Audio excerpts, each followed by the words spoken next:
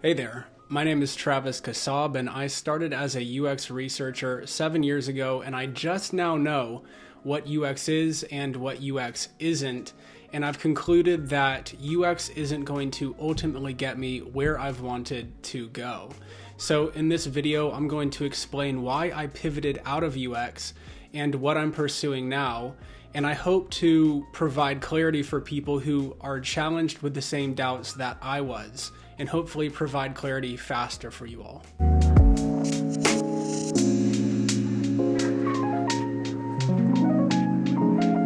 To be clear, this video is not meant to disparage UX at all or even discourage people from getting into the field. UX is something that captivated me, especially in the first several years, and it's this unlikely combination of technology and creativity. It allows for creative people to get into technology, and that's a beautiful gateway that I would not want to damage. So let's start with what a UX job is good for. A UX job will provide you with a good work-life balance. It will be a laid-back work environment, most likely a remote work situation. Go into the office if you need to, wear whatever you want. You probably won't have a boss that micromanages you. And it's a great salary relative to the other jobs on the job market. But now let's transition to what UX isn't. If you expect more from UX, like you want to come up with and build new products from scratch, you want to have creative control over product design and the product roadmap, and you want to capture the monetary value that you create, a path towards fuck you money, then UX job is not for you. This is more in the realm of tech entrepreneurship and not in what a UX job will be able to give you. So let's now break down each of these three things. So the first thing that a UX job cannot give you is the ability to come up with and build new products from scratch. The first part of this is that it's difficult to come up with new product ideas, and UX research is not going to do this for you. This was the biggest misconception I had when I first joined the field, was that UX research was this systematized way to come up with new product ideas, but this is not the case. UX research is good for validating product concepts, for understanding how users work, their pain points, and then also conducting usability tests. But there's something that needs to come before in order to have new product ideas. Just think that you wouldn't even know what users to talk to until you have some sort of semblance of the type of product that you're going for. So this is why I say that UX research alone will not lead you to new product ideas. You need to start with something before this. And I'm not going to prescribe how to do that because I'm not qualified to do this, but I'm just here to tell you that UX research alone will not give you this. And the second part of this is that even if you do come up with new features and new product ideas, you're not going to have the time or the space in order to execute and build them. You were hired for a specific reason. You were likely hired for a specific product, and the business is not going to let you take the time on the side to creatively come up with new product ideas. They hired you for a reason. And this brings me into the next point. The next thing that a UX job will not be able to give you is full creative control over your product designs and the product roadmap. So thinking back to what I just said before, the business hired you for a specific product. They wouldn't have had the business justification to spend the money on paying you your salary unless they had some idea of what you were going to come in and work on. And so they likely already have a product or product line that they know that you're going to work on.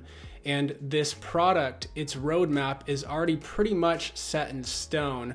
It's very unlikely that you're going to come in and be able to influence the product roadmap very much. The reality is that most UX jobs are about getting requirements from upper management. These are the business requirements, and delivering designs based on those requirements. There's very little bottom-up fundamental UX research or creative exploration that happens in order to come up with new products and build them from the ground up, or new features in your existing product. And also, unless you're in an emerging field where you're designing new use cases that have never been done before, then you're really not going to feel that you're scratching your creative itch and you're pushing the envelope on things.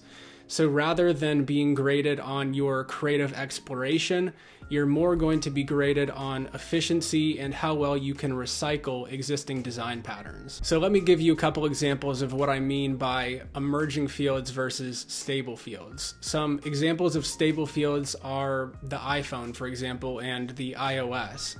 From 0 to 1, there was a ton of creative exploration and design innovation that was happening, but in the past decade, how much has the iOS really changed? And just think that if you're a UX designer at Apple, you're really not working on super interesting, super new things. The iOS has looked the same basically for the past decade and has had the same sort of design mental models that it's always had. Another example is websites. 95% of websites all look the same to one another. And so let's say that you're designing an e-commerce website.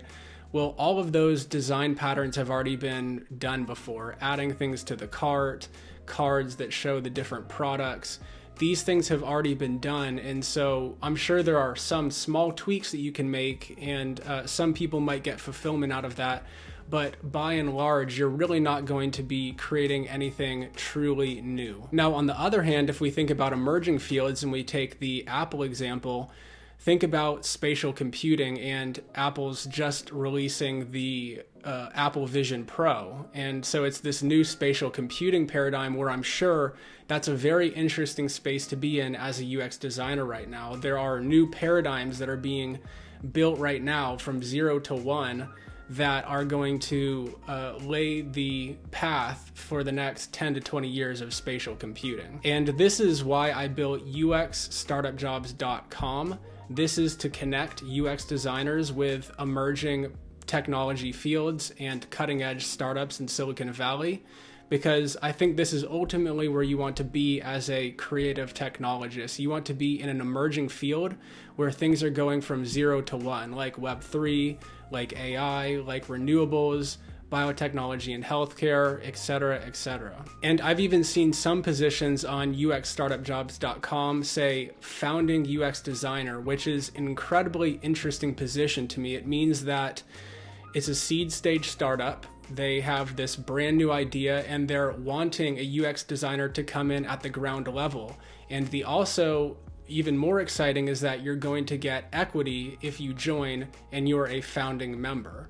And this brings me into the third point that I want to discuss. At your UX job, you will not capture the value that you create.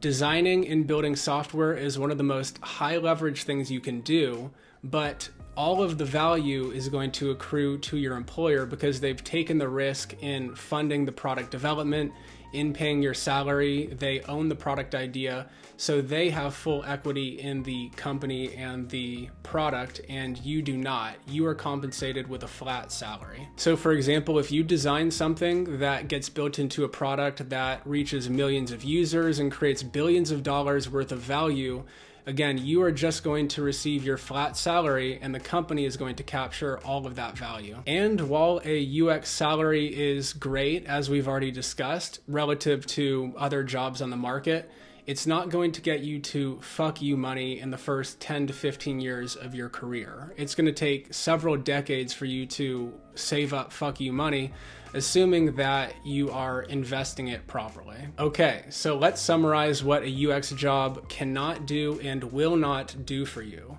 You will not come up with new product ideas and build them from scratch. You will not have creative control over the product design and product roadmap. And finally, you will not capture the value that you create as a UX designer. The only thing that can give you these things is tech entrepreneurship, and this is what I'm focused on now. And of course, there are downsides to entrepreneurship. You have to take the risk of your time and perhaps money to execute and build these products. And this is after you've overcome the seemingly gargantuan task of coming up with a successful product idea in the first place. However, if you do decide to pursue entrepreneurship, the good news is that you're not far off as a UX designer or as somebody who's interested in UX design. You're already steeped in technology, you know how to retain and attract users with good user experiences, and you're already used to collaborating with developers who build the products. So these are my conclusions after 7 years in the field. If you're in UX, I'd really like to know how much my thinking and experiences align with yours, and if you disagree, with what. I'm super happy to get this conversation started, and I think that this crowdsourcing of knowledge is going to help the people who are early on in the field and who are considering UX going into it. So thank you all for watching.